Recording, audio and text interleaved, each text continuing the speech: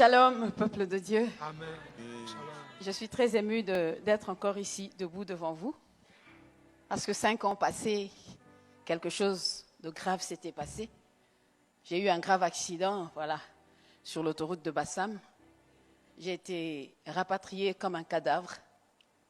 Et le problème, c'est que pendant cet accident, j'ai eu un grave choc. Parce que dans la voiture, au fait, quand la voiture a commencé, parce qu'on a fait plusieurs tonneaux, quand la voiture a commencé à se soulever, je ne portais pas ma ceinture de sécurité. Il y avait aussi ma glace qui était baissée. Alors, quand la voiture s'est soulevée, j'ai été projetée dans l'air. Et quand j'atteignais le sol, j'étais complètement brisée. J'avais des vertèbres broyées et j'avais ma moelle épinière sectionnée. Et ce qui a fait que, en atteignant le sol, j'étais déjà paralysée. Et on me rapatrie jusqu'en Belgique, où j'ai subi plusieurs opérations. Ayant des vertèbres broyées, on a dû me faire une structure métallique pour pouvoir tenir mon dos. J'ai vraiment dû tout réapprendre. Je devais réapprendre à m'asseoir, réapprendre la vie, quoi. Donc tout s'était arrêté. Et je ne vais pas vous cacher que j'avais failli sombrer parce que j'ai fait une longue période de dépression, ayant vraiment tout perdu, le contrôle de tout, parce que ma paralysie allait de là jusqu'en bas. Et quand je dis tout, ça veut dire que même ma vessie était partie aussi. Donc je ne pouvais plus uriner.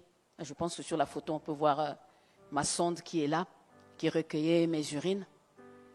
Mais vraiment une période très difficile, presque 3 mois à l'hôpital, sans date de sortie. Mais nous croyons en un Dieu qui est puissant. C'est vrai que pendant ma dépression, j'ai eu beaucoup de psychologues qui essayaient de m'aider à leur façon, mais que ça ne tenait pas. Mais quand je me suis vraiment tournée vers ce psychologue que j'ai toujours eu, qui est le Saint-Esprit, et qui a commencé vraiment à me diriger. Parce que quand j'ai sombré dans ma dépression, je suis tombée dans les plaintes. Alors j'ai commencé à me plaindre de Dieu. Et le Saint-Esprit, ce bon conseiller, a commencé à me conforter, à me redresser. Mais vraiment avec les bonnes personnes qui m'entouraient, notamment mon époux qui est là aussi avec moi ce soir. C'est bien, hein? Faut te lever. Amen. Gloire à Dieu. Alléluia. J'ai vraiment eu les bonnes personnes avec moi parce que la Bible dit la foi vient de ce que l'on entend. Et ce que l'on entend devrait être la parole de Dieu. Parce que quand, à longueur de journée, vous avez ce diagnostic qui pèse sur vous, où on vous dit c'est fini. En fait, marcher, il faut mettre une croix dessus.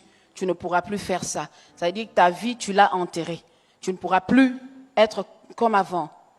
Et les personnes qui m'entouraient ont commencé à me communiquer la foi. Pour me dire, essaye de trouver un peu de joie dans cette situation. Même si elle est pénible, essaye de trouver un tout petit peu de joie dedans. Et j'ai essayé de cultiver cette joie-là. Et j'aime vraiment dire que mon premier miracle, ça a été de retrouver la joie. Parce que, alléluia. Amen.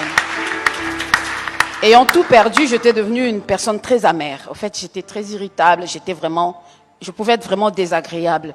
Les personnes qui me connaissent savent que je ris beaucoup, mais en tout cas, cette personne-là n'existait plus pendant un moment. Et donc, c'est pour ça que je dis, mon premier miracle, ça a été quand Dieu a guéri mon âme. Quand j'ai retrouvé cette joie, j'ai retrouvé la joie de louer le Seigneur à nouveau aussi. Et donc, ma guérison a commencé pendant que j'ai commencé à louer le Seigneur. Et je sais qu'un jour, dans ma chambre d'hôpital, j'ai senti comme si du courant passait au niveau de mes jambes. J'ai pas compris, j'ai essayé de parler avec les médecins. Ils m'ont dit, mais apparemment, d'après ce que tu nous racontes, tes nerfs, parce que tous mes nerfs étaient déchiquetés.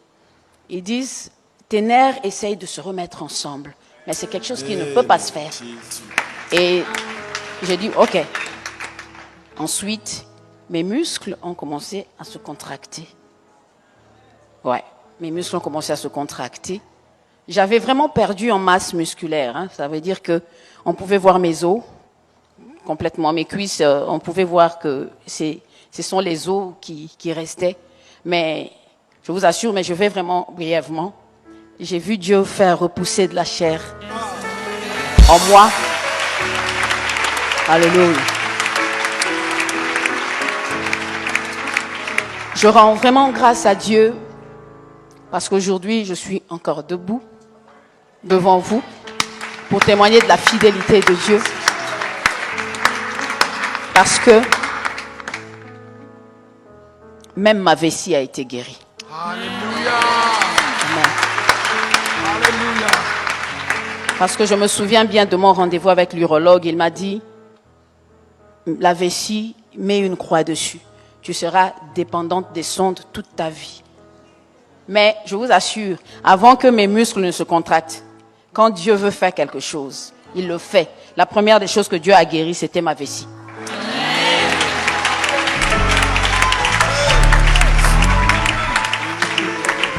Je vais finir par là. Je suis là aujourd'hui juste pour rendre grâce à Dieu. Il était important que je revienne là où j'ai failli mourir pour dire au Seigneur merci parce que Dieu m'a fait triompher de cette épreuve. Alléluia. Que Dieu vous bénisse. Amen. Un chant d'action de grâce. Amen. Un chant qui